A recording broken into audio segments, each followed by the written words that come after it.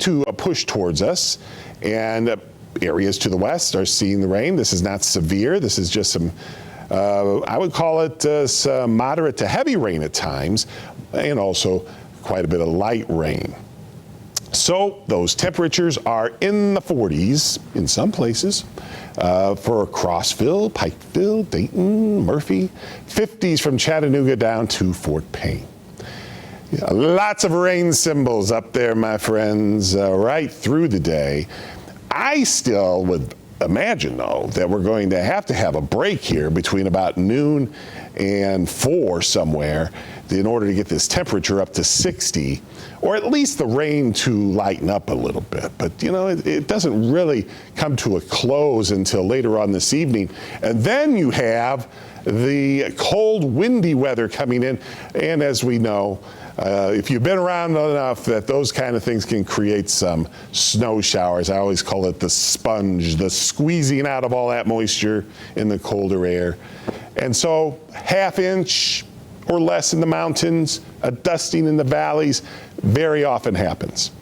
So here's the future track. This looks a lot like the radar, doesn't it? It looks like it's picking up real well. And here is the rain, this first batch of rain, really lasting a good piece of the day.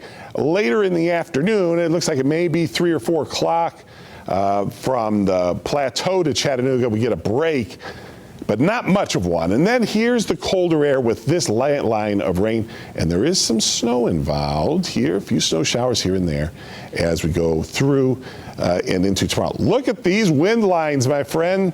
You don't see them run that fast very often, and they are going to be from 20 to 30 miles per hour tomorrow, and that's very, very strong. So what about potential of snow? Well, so these are dustings mostly, but the higher elevations, ½ inch rainfall amounts. One thing I also want to point out, there's a lot of things to consider here. We've had all this, still have very wet ground. We get more rain today, about 1.5 inches maybe. And then we go into this afternoon, tonight, tomorrow, the winds are getting very strong. So tree limbs, wires, all these things, power lines, could create some of a problem, obviously, for some power outages overnight, tonight, and tomorrow. That's the other reason there's an aware box up on Sunday. So we have 2 aware days. Possibility of perhaps a little flash flooding with a thunder shower possible this afternoon.